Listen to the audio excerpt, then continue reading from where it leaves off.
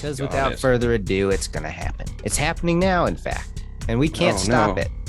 Welcome, everybody, It's all I to wanted. Skeptical Eye for the Paranormal Guys, TLDR. TLDR. You want to say that 5 times fast? TLDR. TLDR, TLDR, TLDR, TLDR, TLDR, TLDR. Well, that was 6. We got an extra one in there.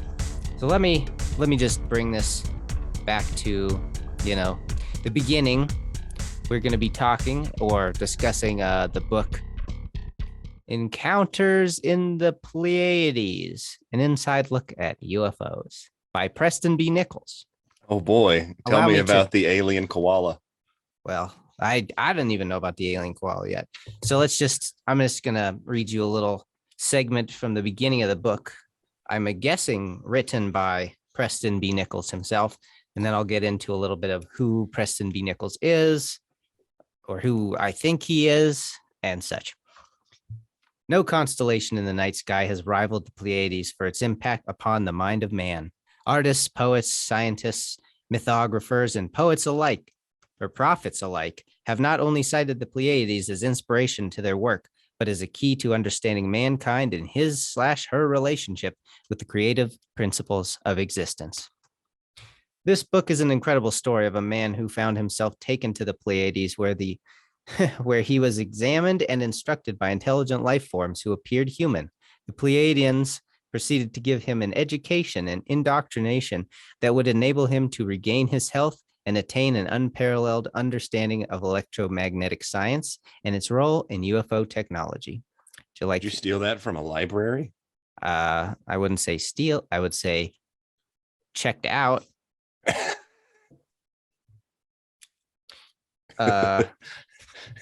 Anyhow, New Mexico would have that in the system. Encounters in the Pleiades blends the history of physics and ufology with the personal experience of Preston Nichols and gives unprecedented insight into the technology of flying saucers and their accompanying phenomenon.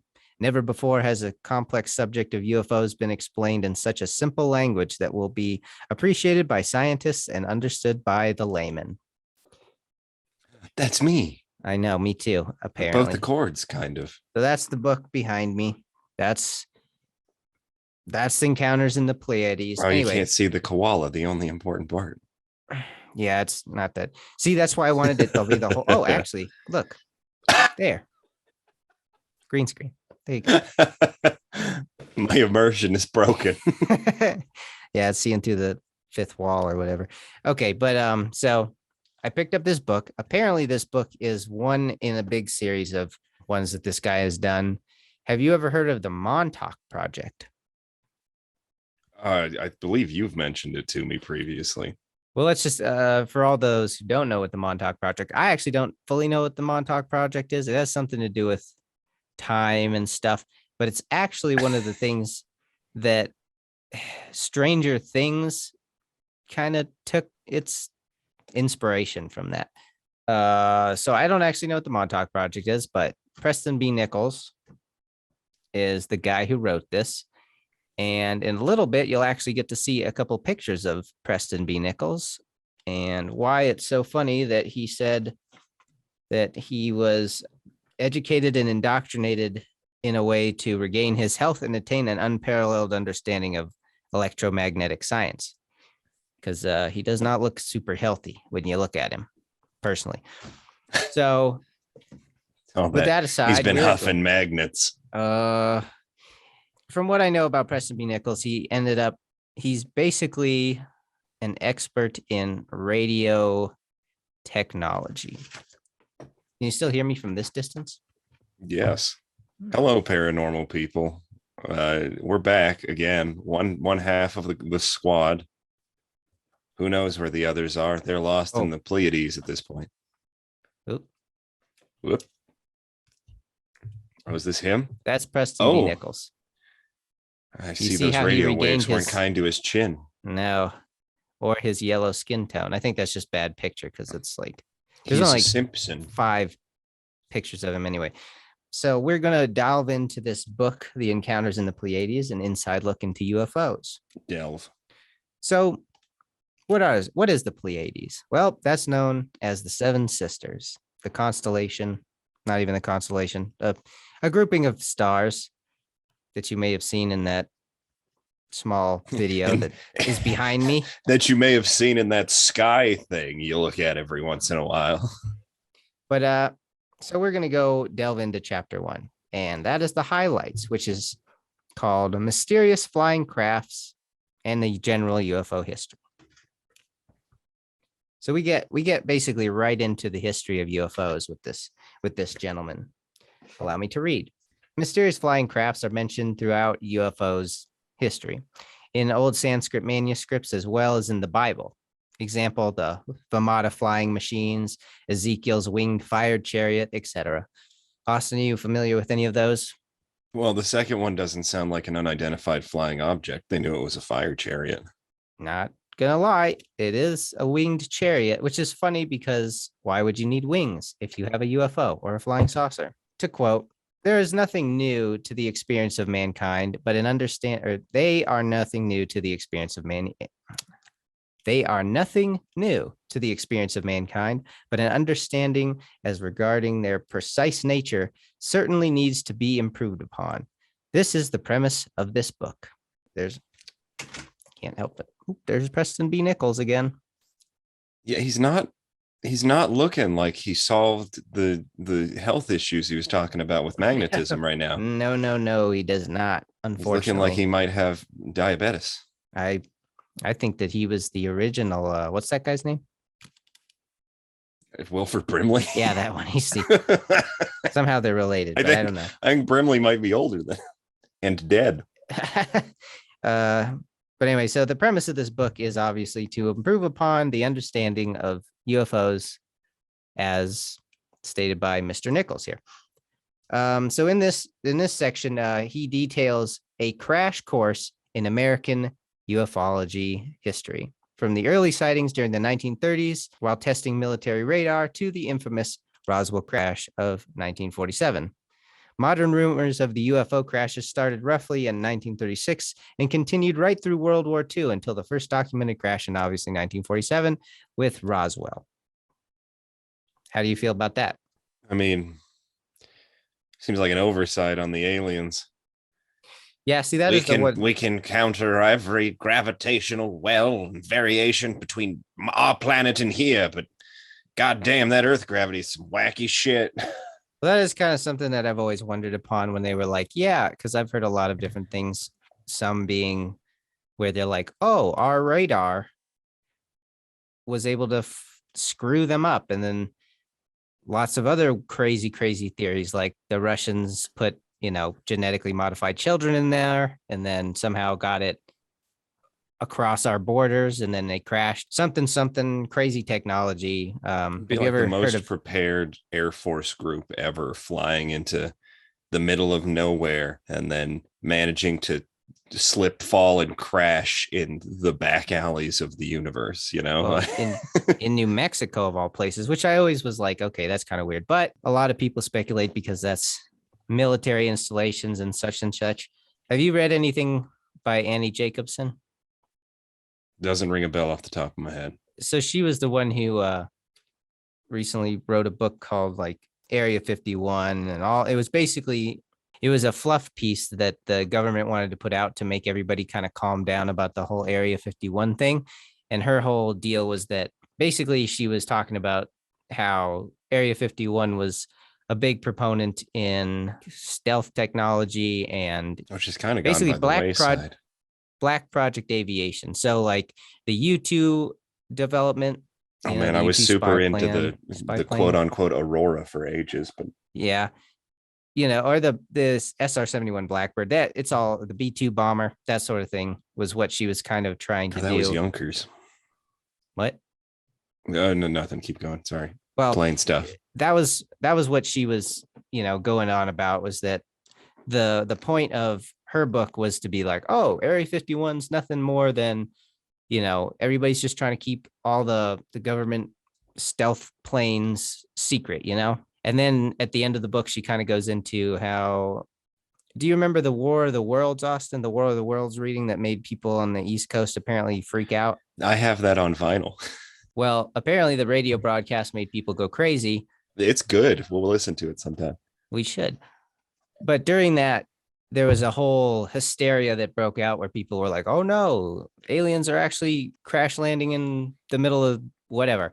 And she was saying that the Russians wanted to do a psyops on us. So they basically genetically altered children, stuffed them into some kind of UFO type craft that they had designed, and then sent it all the way to crash land in fucking New This one's Mexico. 0 to 100% Soviet real fast. I know. Well, trust me, I read this book like 5 years ago. And I was like, at the time, I was like, oh, I want to know the secrets of, of course, I didn't think that they were actually going to discuss that. And 99% of the book is literally just about the black projects and all that stuff and why it was kept secret. And Now I want it's to write very, a book about the Soviet super children that got shoved in a UFO and crashed like Balloon Kid. well, that part I think is complete bullshit. And I think that was fed to her by the powers that be, because That does sound like an FBI story. That's pretty fucking stupid. yeah, exactly. So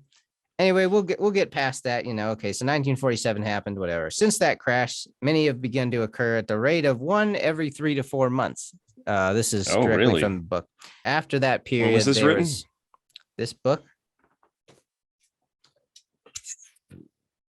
This probably a while back, like in all So one honesty. every 3 to 4 months since 1940 something. So this book was copywritten in 1996. He has many more that I So think went back to that's the nearly early 90s. 50 years with minimum 3 crashes per year. So it's 150 crashes. I didn't hear about a lot of those. That's the crashes. I don't even think that's supposedly just the crashes. Oh no, yeah, it is a crashes. Sorry, I apologize. So this is why the Air Force started the Project Blue Book, and which was at least a 2-layer project. The first was to discover all info concerning UFO sightings and crashes. The second priority was to cover up the UFOs to keep it out of the hands of our enemies. I just want to Them ask damn you, commies. well, right? And I just wanted to know, like, okay, so if you, let's just say, Had the I know Soviet you don't. Union fully collapsed by 96? It had, right? Yeah, Like 89, 90s when yeah, it was definitely. fully dissolved. Yeah, okay. Yeah, so this is obviously written pre or post all of that. The real question, though, is about Preston B. Nichols and his story regarding that. But I just want to know. So let's just say, hypothetically, that you believed that aliens were coming to this planet, right? Because Yeah. as we all know, you don't. But if that was the case, would you think that the government would want to cover up the fact that they exist because they don't want this technology being, sought after by the Russians or the Chinese or whoever, are enemies of the state, so to speak?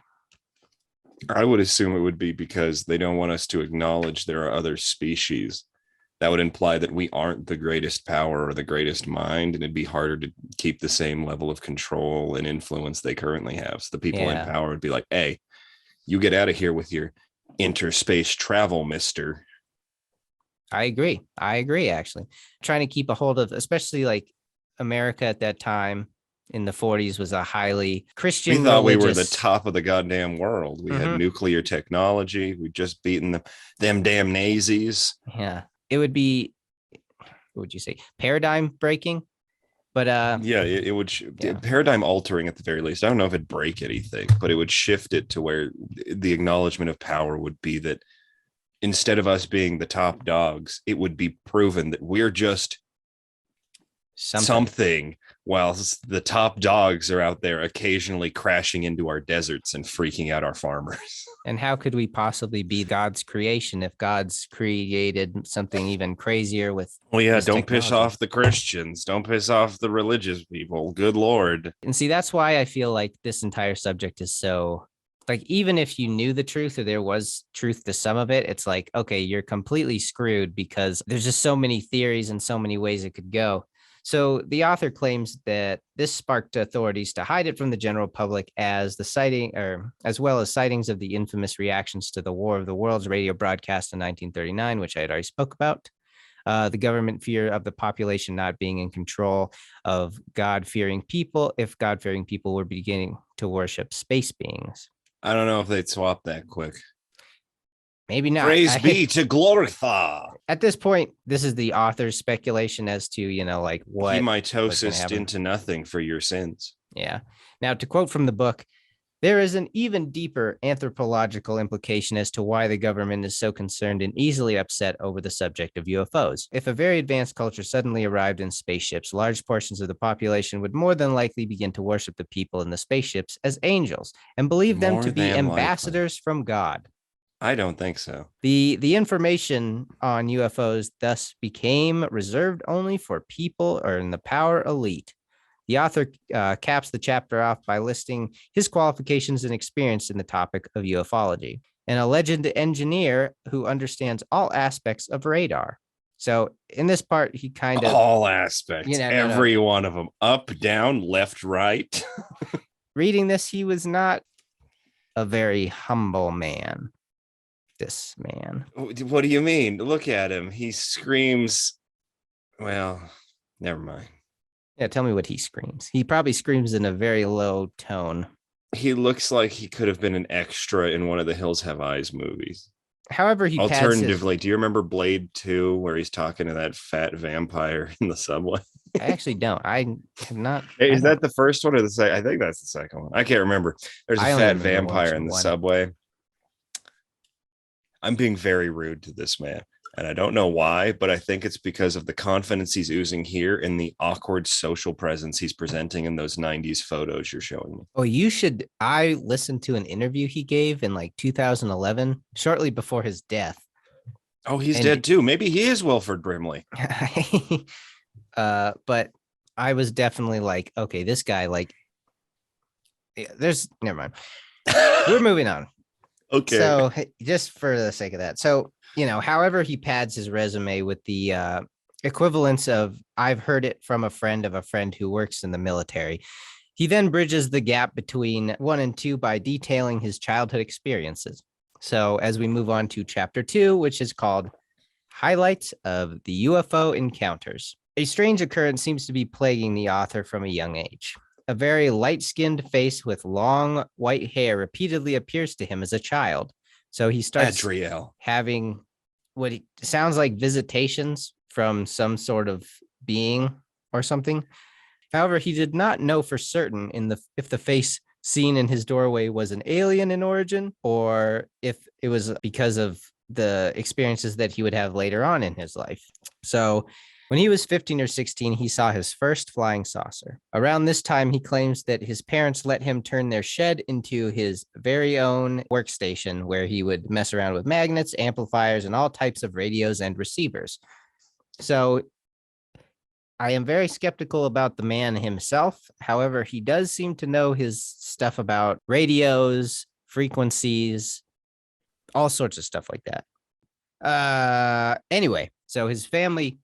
that kid who like made uranium bombs, not uranium bombs, but the guy who gathered all the Boy Scout, the smoke detectors, and got everything. Decided that his facial lesions weren't a problem. Lesions, exactly. But essentially, he gets the same sort of thing where like at 15 and 16, he gets really into radios, transceivers, basically messing around with them as like a big hobby. And his parents would be like, "Go to your shed." He's and the do father not from A Quiet Place. I don't know. He's definitely from I forgot you don't watch movies. Nope. While tinkering in my lab one night, I couldn't get anything on the radio receivers but a strange humming noise. Suddenly, I lost all power and the lights went dark.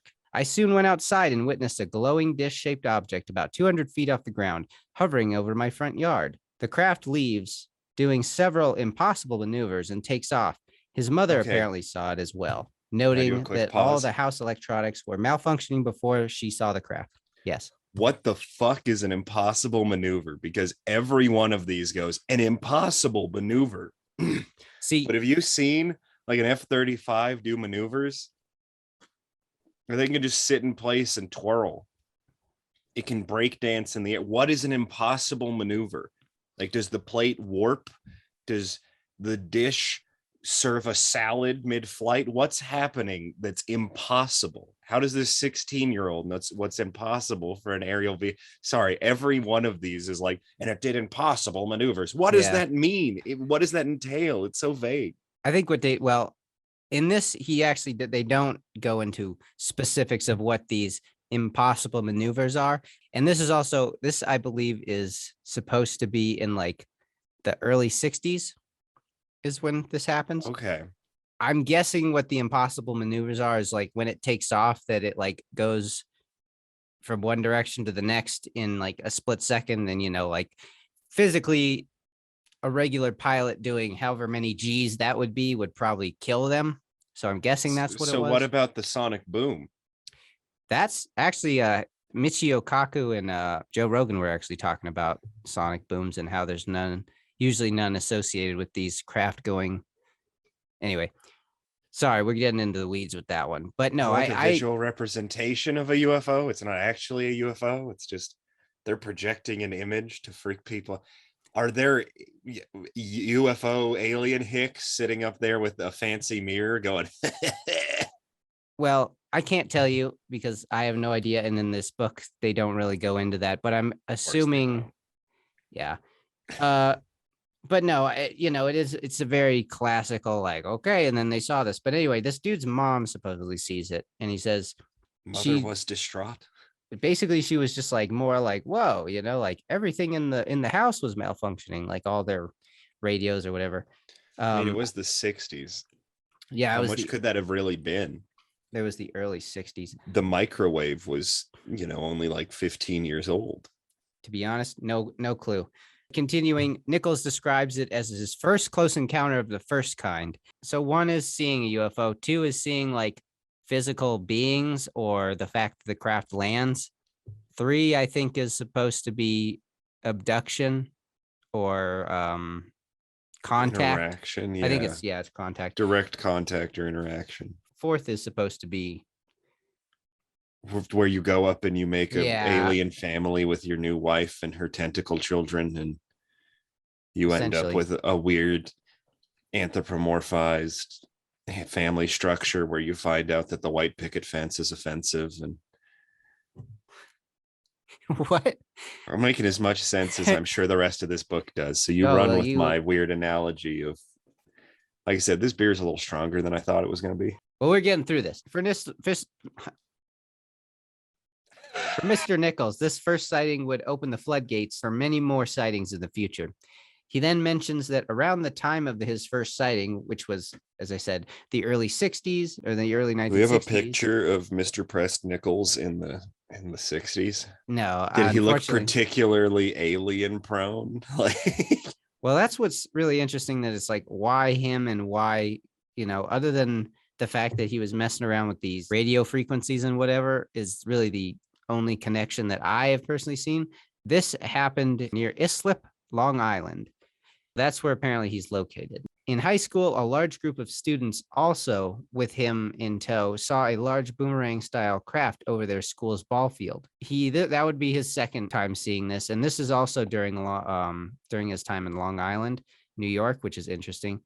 There was an incident, I think, during the 70s where there was something called the Hudson boomerang, which people saw over the course of a few years or months around there. I don't think this is the same incident as described then, but as his schooling progressed and he attended the Suffolk Community College in Selden, he claimed that the sightings became a regular occurrence. And being a student of the electrical technology department, he began setting up radios, cameras, and other gadgets to document these experiences. So basically, as an extracurricular activity and his interest in this subject, he started trying to do experiments to prove or capture or record something regarding this UFO phenomenon. However, despite capturing such events, he would later return to find his findings had been taken, as a fellow student allegedly reported on what they had done to somebody.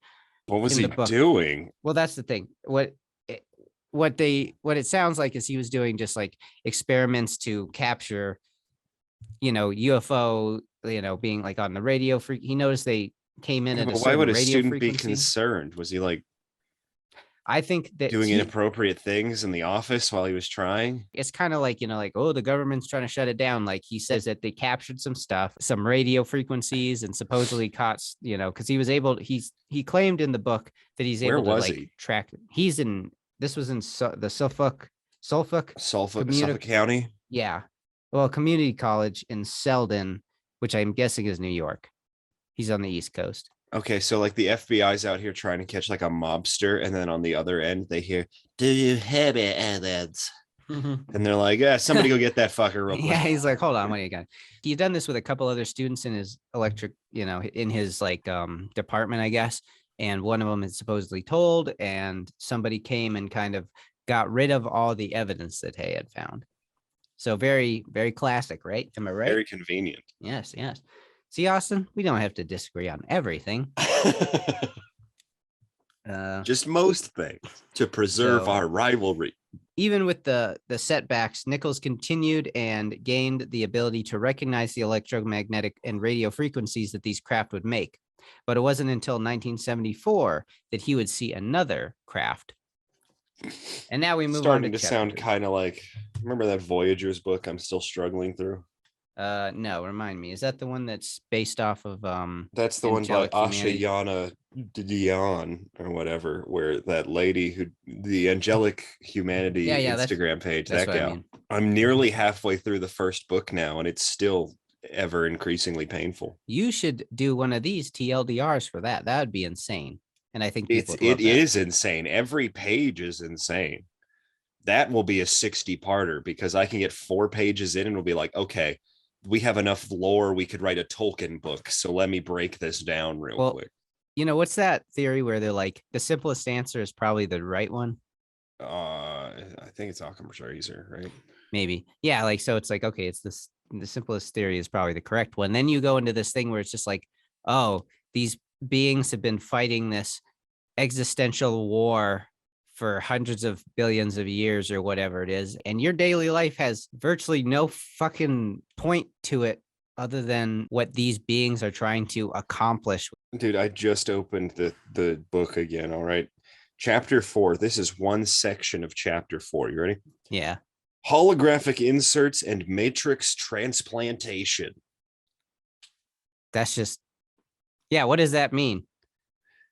I got to get past the tree of life and the Zeta conspiracy before I get to that portion. Oh no, not frequency fences. Is this Zeta Reticuli?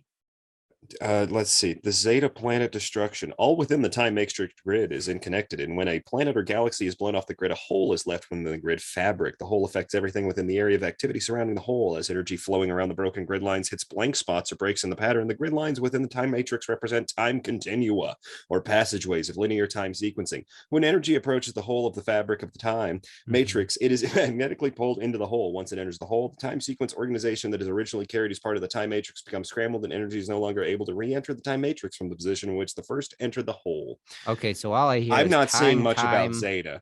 Yeah, time is. This is why I've made it like halfway through this book in the past 2.5 years. They're saying the same thing 4 different ways from 5 different directions.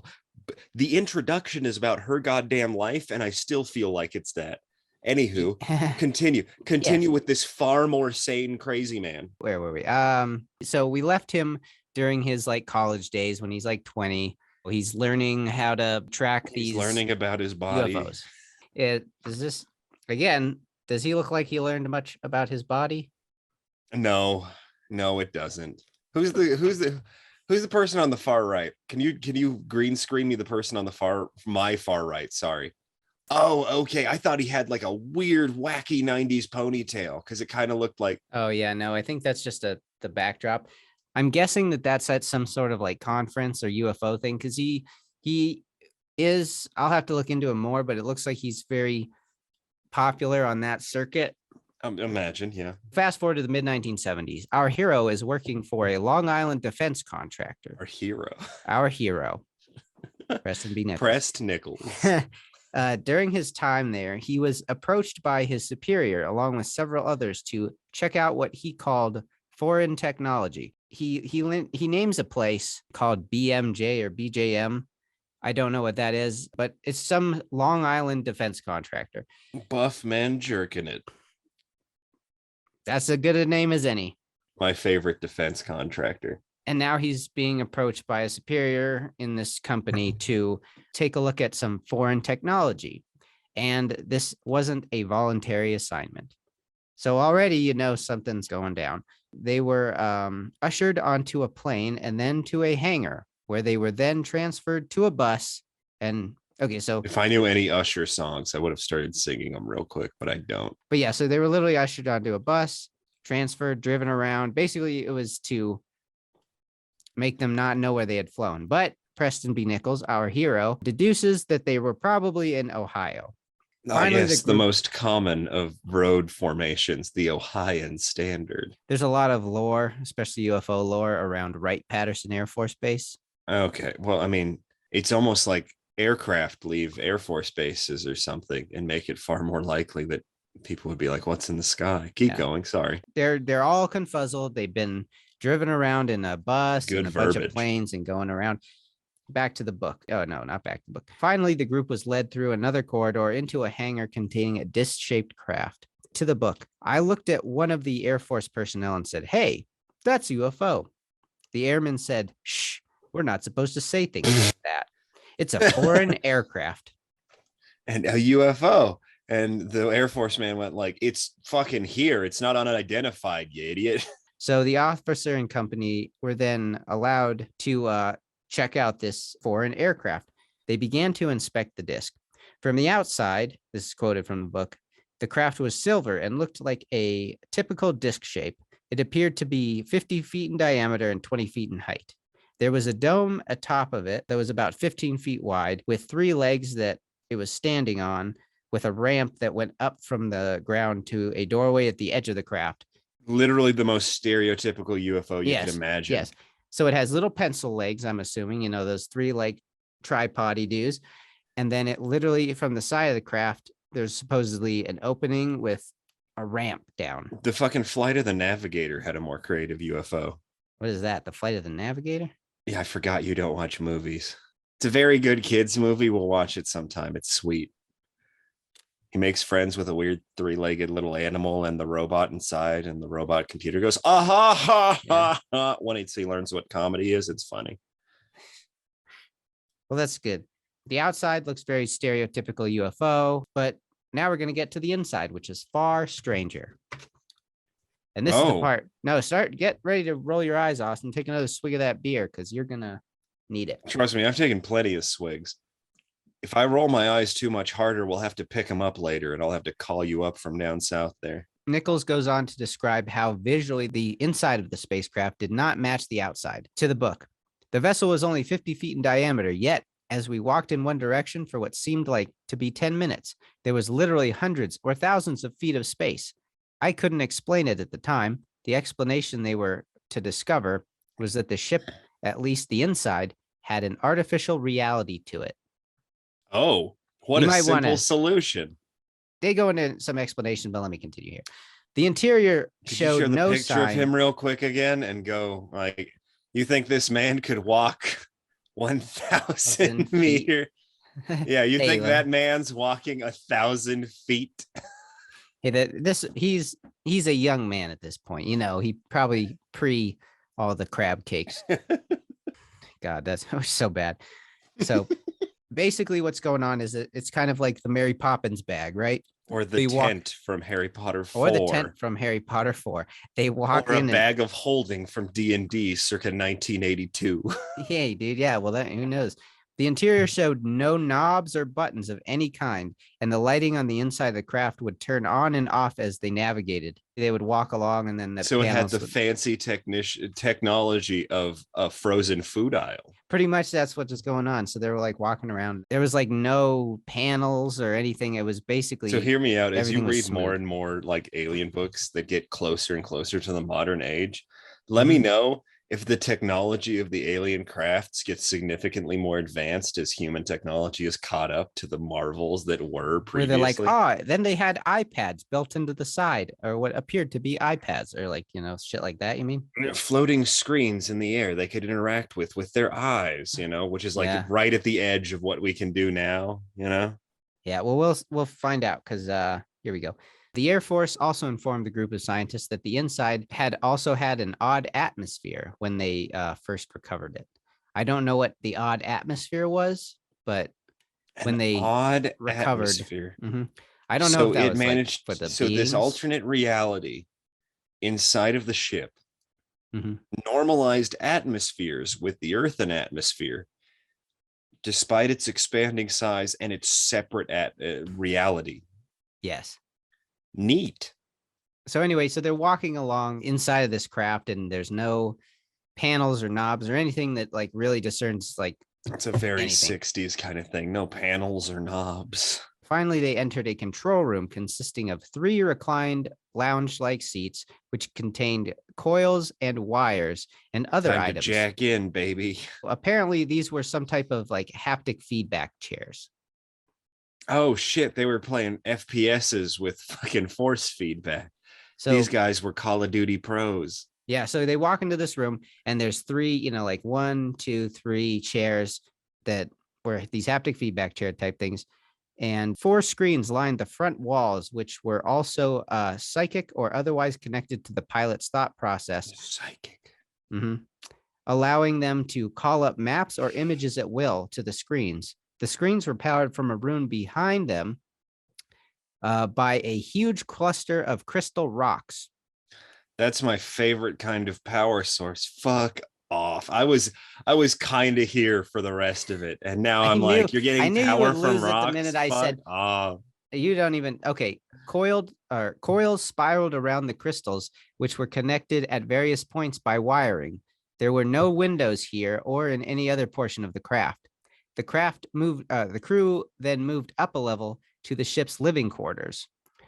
It goes along with creature comforts. The upper decks had laboratories and Creature a comforts. large, yeah, They didn't like have any knobs, but they got knobs for creature comforts. Like, not what up? knobs. I don't know what that means. It literally just said like creature comfort. So I'm guessing like, Creature comforts. yeah. That makes me think of like water dispensers, blankets, things to help you carry yourself. Wink, Mhm. wink. Bathrooms, I mean, toothbrushes, instant ramen. so yeah, that's where it's kind of like, okay, what is in here?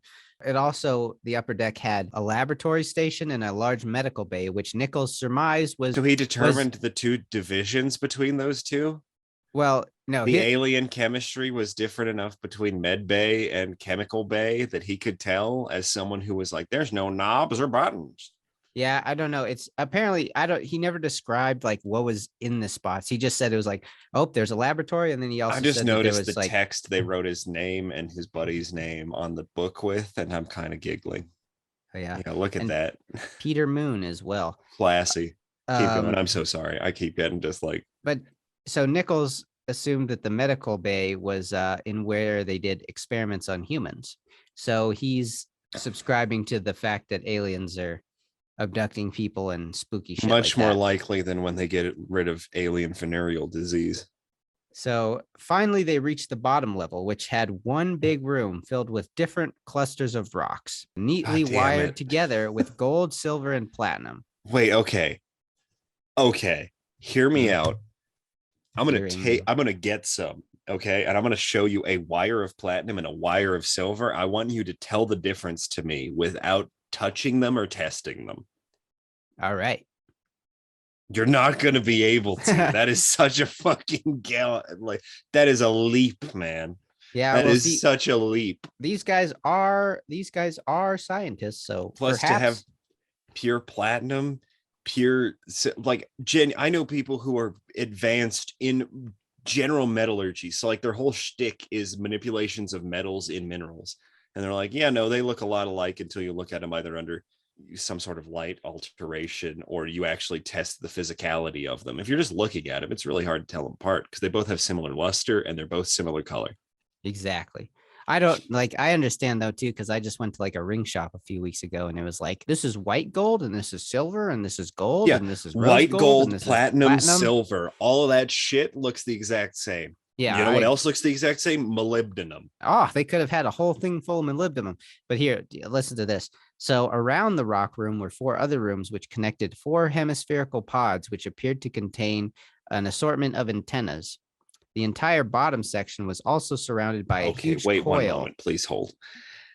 Appeared to contain an assortment of antennas. So he's like, Yes. I don't know if those were antennas, but I know that was gold, silver, and platinum. this is the thing. Keep going, keep The going, way keep he going. describes certain things, it's like he leaves out a lot of like, you're like, oh, I would like to learn more. And then he doesn't really go into the detail about that. But so, okay, so the assortment antennas, the entire bottom section was also surrounded by a huge coil, noted by the author to resemble a degassing coil used in TV sets. Oh my Again, God. what you were saying, where it was like, we kind of are like, How it's they're related to the recognizing technology of technology. the Yeah. time. Yeah. Because like I've heard other people describing basically like, yeah, like what they think the inside of a UFO or like stuff like this. And it's similar to this, but it also sometimes it's like honeycombed or it's just, there's too many things that I'm like, okay, how many different ways can you make one of these? Preston concluded that the ship drive must be based on electromagnetic principles. After the tour, the group were given time to conduct experiments. During this, the crew would measure readings from the ship. It was turned on and levitated 10 to 20 feet up for them so that they could go under it and do other tests and such. Didn't have legs though. Well, it was turned on and like activated, and so it was floating So instead of how off the ground was it with legs? 5 Inconveniently feet. high. I wish I knew. I swear, I wish I knew that. No, I just have to ask these questions. Yeah. That's my point here. Well, they're very potent questions because that was one thing that I did discern through the book was I was like, okay, a lot of the time he goes, and then they just whisked us off and like didn't like vet us really. They were just like, we need you to check out some foreign technology. I mean, it was the 70s or 80s or whatever. Yeah, it was 1970. 9/11 hadn't happened yet. You didn't have to check if the sole of your shoe had a bomb in it. Yeah, this was 1974. You could bring a cigar and a bomb on the plane as long as it didn't go off on the plane. Nichols then says how the team believed that the craft, so after they had done all that stuff, Nichols and the team believed that the craft possessed a type of reality engineering or a reality engineering system. Well, that seems pretty, that's like some end game shit. That's some, hey, water to wine, wood to flesh, whatever. Yeah, you're reality like, engineering, baby. A little bit of alchemy. Yeah, that's the end point of alchemy, where you're like, well, I have these atoms. I'd like them to be these atoms, though. So, as described in the book, if reality is defined as an agreed upon system of perception and interaction that conforms to certain rules, reality engineering refers to the changing of that system. Or more importantly, it refers to creating a different system that can interface with the original system or reality. Okay, they're actually talking about stuff that I think would be cool. Imagine, so we have VR, right? Yeah. This is my peak of reality engineering that I think humans can manage. Think of if you could change the way a human's perceiving something within an area. So each step they take is a half step. They're perceiving they're taking a full step, but what they're actually doing is taking a half step. And you make an area in a smaller area that contains more things than it doesn't. It wouldn't work for physical. I couldn't imagine you could make something that is physically, like you couldn't take something you have while in this state and store it physically in this area. Yeah. But you could put, once we get to the point where we have equally complex computers, etc., in a virtual space, you could have it so that a half step is worth 10 steps, Yeah, so but you're making the mind perceive it's doing a full step, elongating it. And you could extend, you could make a gigantic virtual area for operations and interaction. So I hate the idea of a virtual workspace, but I feel like the future on, if we ever do achieve space travel, is a virtual workspace. Yeah. So we can have smallest possible area, but have everyone locked into a virtual state where they're imagining a vastly larger virtual area. So by having someone take a half step, but making them perceive it as a full step in a world where 10 steps is equivalent to twice the width of the actual vehicle they're in, Yeah. Now, do you think that that would be achievable by tying a bunch of platinum and gold and wires around stuff? And I genuinely think it would be by having such, it wouldn't even be full VR. It would be a virtual impact. So the mind itself would have to be in the virtual state, not the person, because the person would still be able to move. So it'd have to be somehow confusing the person into moving with half steps through a virtual world where half steps equal 10 normal steps or something, you know? So I see what you're saying. everyone's doing tiny little shuffles through this ship, but it looks like it's a much bigger thing, and it'd Mhm. have to be immersive as hell. So it would need to be just the space that is altered, not people. So it would have to translate where you are positionally to that expanse, Yeah. and the layout would have to be made so it fit that expanded virtual area. But I feel like that would be perfect. You could have a tiny little tube that's moving at near light speed, traveling to another planet, but its layout is in such a way that when expanded to a 10 step per half step space, everyone thinks they're in the right orientation, and everyone is crowded or covered by the same orientation in that physical space. I feel like there's a Yeah. lot of logarithmic things we could do with VR that aren't being done yet that will be done and will Yeah. facilitate a lot more human expansion, that sort of thing. Which, makes a lot of sense. And it's funny though, because I wasn't expecting you to be more, yeah, not accepting, but more, open to that sort of idea of this, like, Him saying it's okay, a he's able separate to, reality is wacky, but him saying it's a virtualized reality, like they're walking yeah. into that ship and maybe they've got a technology where instead of having to put on goggles and hold shit in your hands, Yeah. it takes the frame of you, the size of you, and applies it to this virtual reality that's already operating in the ship. It's Mhm. actually 50 diameter By, space, yeah. but when they're inside of it, unbeknownst to them, they're half stepping or shuffling or something instead of actually taking steps. So it feels wider.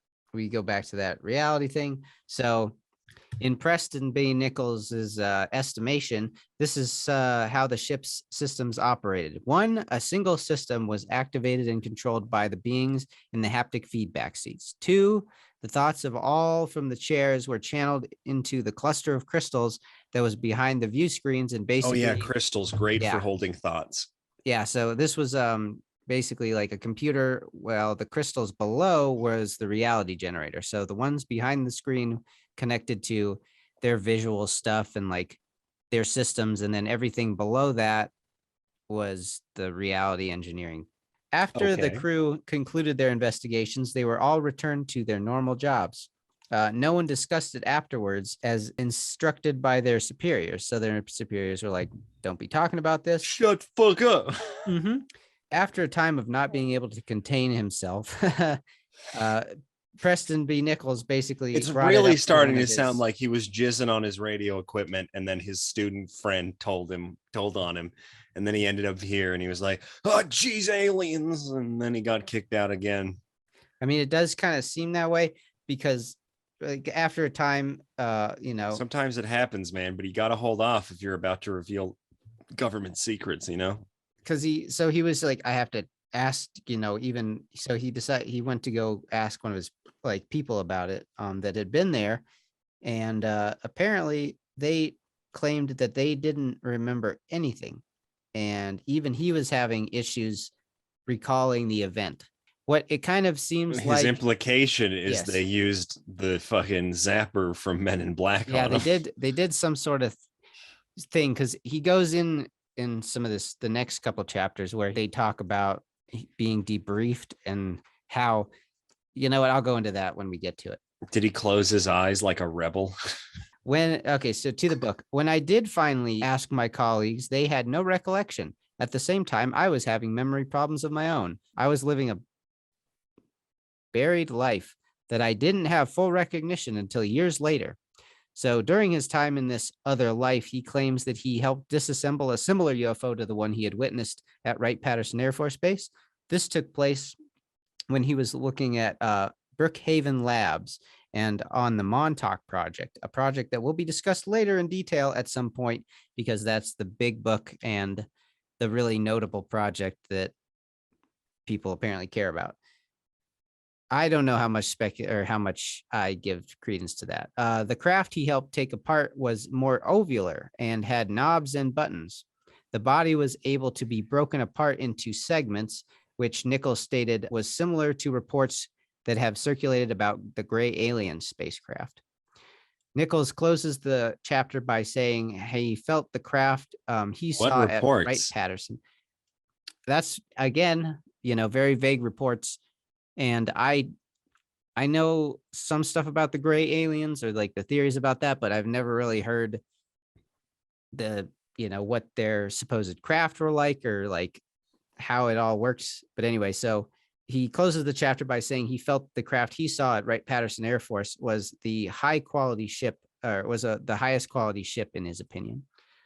So the first one that he saw was the sport model, so to speak. So those were the bourgeoisie. They crashed their Rolls while the other guys crashed their Civic. Crashed, I don't know about, like, I mean, he's talking about the fact that all these things crashed. I don't have any No 1960s plane is taking down a UFO.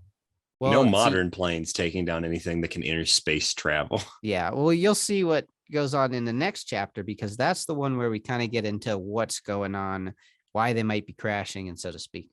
You haven't read the book Old Man's War, right?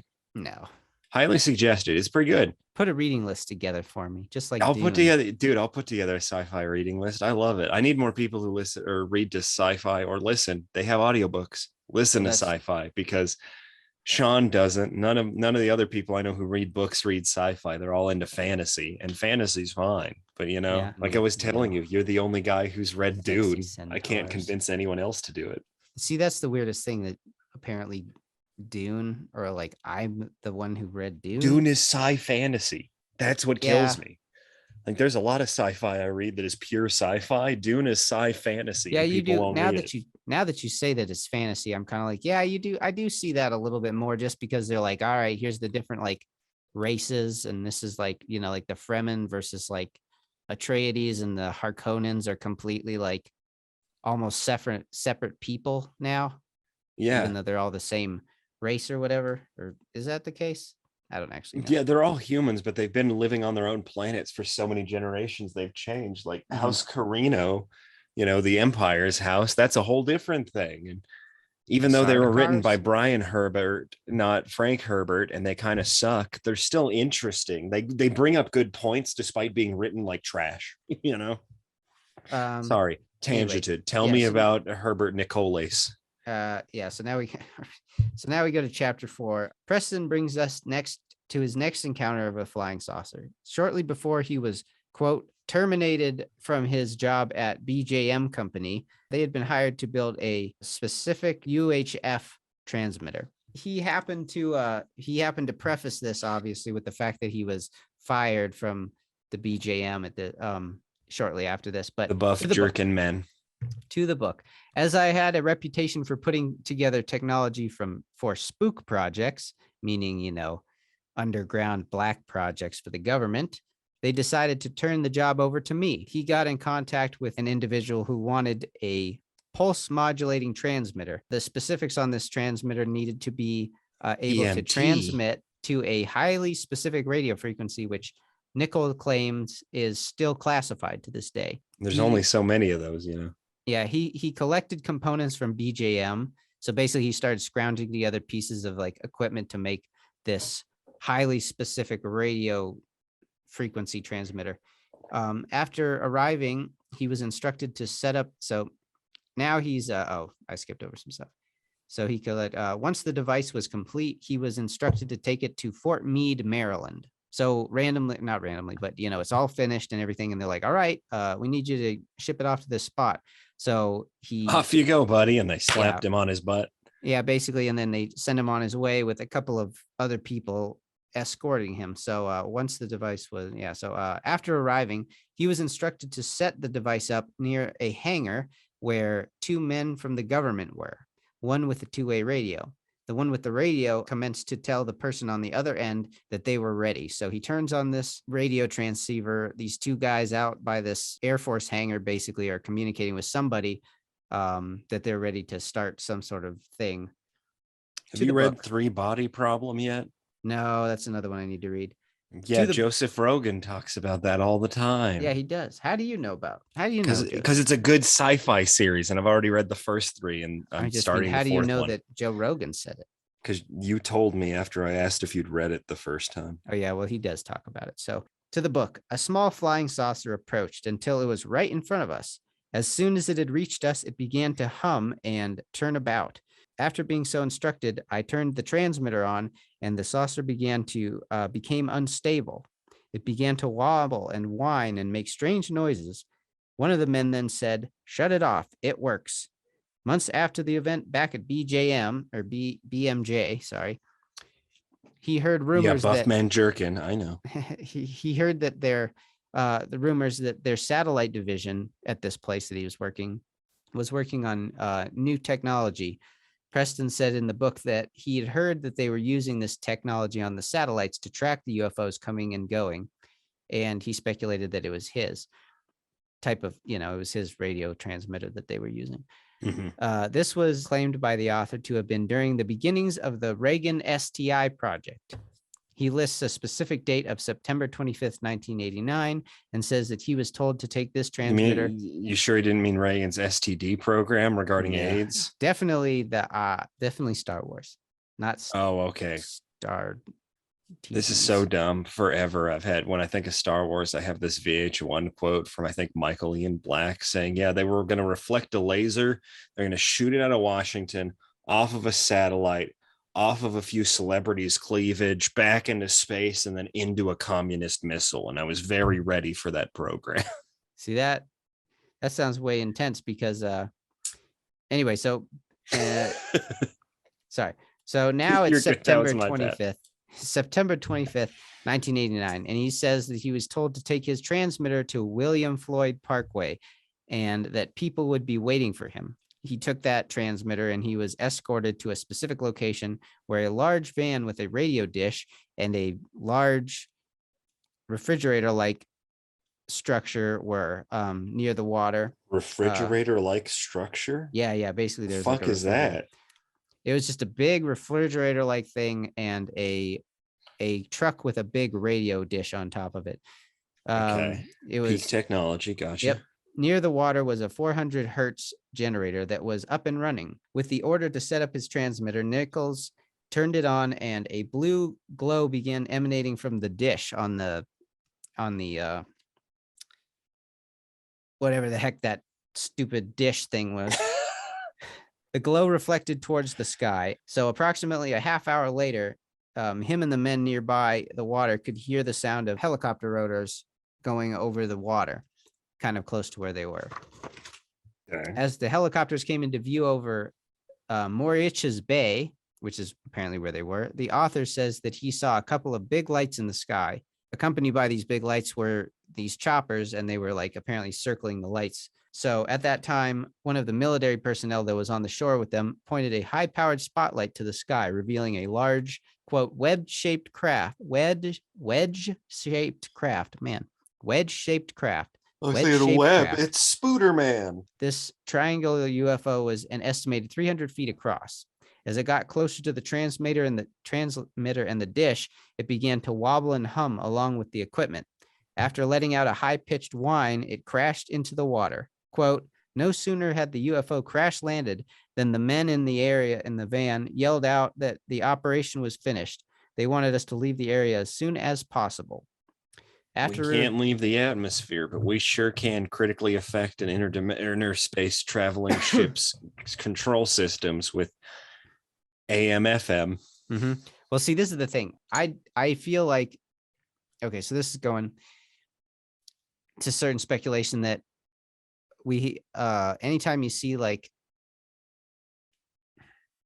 I feel like I'm getting in the weeds here, but that there's certain, it's like, which ones do you think are man-made craft and which ones do you think are actually like extraterrestrial drones, extraterrestrials themselves or whatever?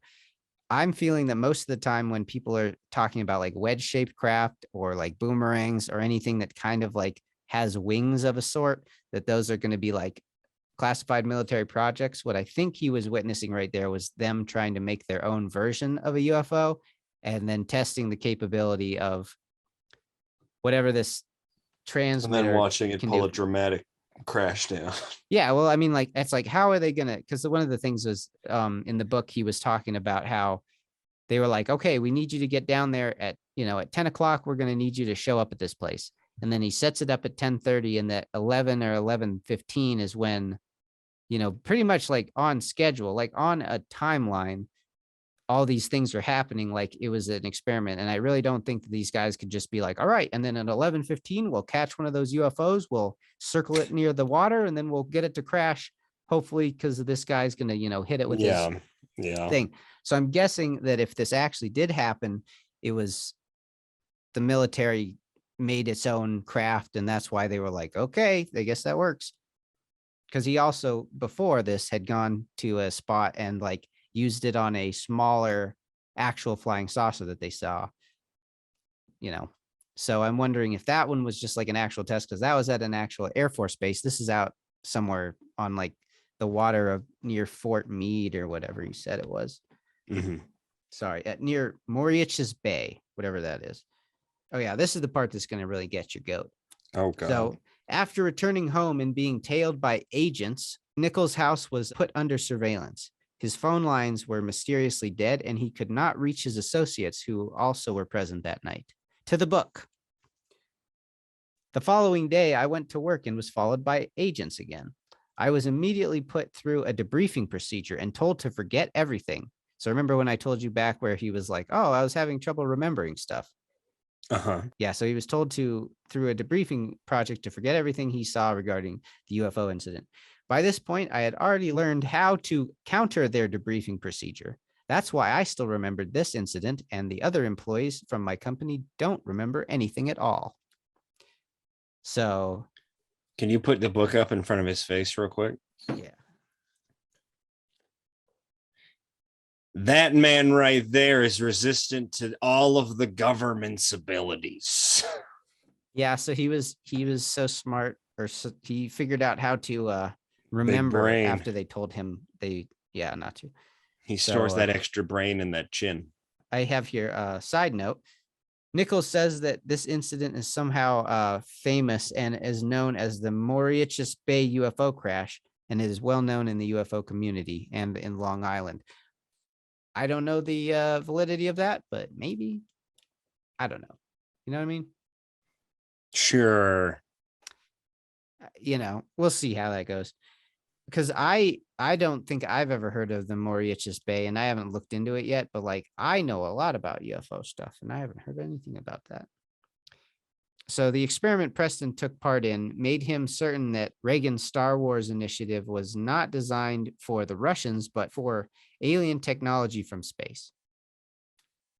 Okay. So basically he's saying that they were looking to track and possibly shoot down alien UFOs instead of like Russian missiles or whatever, or Soviet missiles, I should say.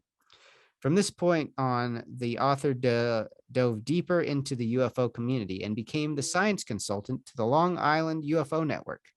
He kept his focus and research on UFO technology, including the alternate reality aspects of the craft. Oh, yes, the good old alternate reality. Yes. That's the one that keeps getting me. That is as far as we're going to get here for today. But as you see, chapters 1 through 4 were highly informative as to what Preston B. Nichols is all about. And that's exactly what I was going to say. Preston Nichols is definitely not making any of it up. See, and the thing is that I feel bad because part of it is like, I know that it seems super freaking wacky, and like, especially he comes off quite arrogant in the book a little bit, just as being like, they knew that I was the best at doing radio stuff. And like, the thing is that he obviously, like, in the book, whenever he gets technical about stuff, he starts talking, it's always about the radio stuff. So I'm like, he definitely has that knowledge. But especially like just him in general and like how he seems to act, he's like, man, I just kind of was like, oh my goodness, it's a UFO. And like, I knew how to deflect their Men in Black memory wipe device kind of thing. Okay, like what the heck, like it just comes off pretty arrogant. And so, have you ever heard of Nick Cook? Or I believe that's his name. I feel like that's a name you may have mentioned to me before. Yeah, let me just read off his he's a British journalist, but in essence, he was he was a former aviations journalist, and he was really involved in talking to like people about, like he was a part of the Skoda works and the skunk works from Lockheed. Okay. And I actually listened to a interview podcast with him, and he was talking how he never, because he's interested in mostly like advanced physics and propulsion, right? And since he was doing all this journalistic stuff, he was kind of involved with these, higher ups in like the skunk works and like classified technology departments in these aerospace companies. And he had to be very careful what he said and how he asked certain questions. Like he could kind of poke and prod and like find out, he's like, oh, what are the breakthrough technologies that we've got in like, propulsion or whatever. But he was never like, hey, do we have any alien spacecraft that could break our, understanding of physics and reality, And Preston B. Nichols is kind of on the other coin of that, because all these guys trusted Nick Cook, up to a point until he started like publishing certain things. Mhm. But he was able to like stay in that realm and become pretty good friends with most people in the like, the skunk works and things like that, and gaining all this kind of knowledge by not pressing too hard about UFOs or anything that would kind of label him as like kooky or crazy, or maybe he's trying to overstep his bounds and get these guys in trouble or something. Whereas Mr. Preston B. Nichols kind of seems like he's like, I was too smart and I'm the bad boy. I'm the one who they needed to Ooh. call when they When I needed looked at us. him, I knew he was a bad boy. I mean, I looked at that man and went, he rides a Harley. Look at that. Yeah. But so yeah, exactly. He looks like a fucking professor at Hogwarts, man. I mean, yeah, he does kind of, now that you say that. I don't know, just comparing like Nick Cook to that guy and just like it kind of, that's why I feel a bit more skeptical about what he's claiming here in the Pleiades. But the best part is we're not even close to him actually being abducted. I was about to taken say he the hasn't even been Pleiades. to the Pleiades yet. No, he hasn't been instructed and educated on how his health and his mental being and what have you. You know what I'm saying? We still, Yeah, so much is to I be do gained from this. understand how strange that all sounds. Can you believe that I don't even fully subscribe to this? No, in fact. So we're going to be coming back at you in a few weeks here with the next installment of Part 2 of Encounters in the with Press Pleiades. Nichols and the Koala of Time. That's Austin's favorite part. It's just the koala. It's like, that's all. Why is there a koala on the front? They're not the most alien creature we have. What I'm guessing is that when he goes to the Pleiades, they're like, we've basically Noah's Arked all of Earth because we love Earth so much and you guys are destroying it and we need you to stop that sort of thing.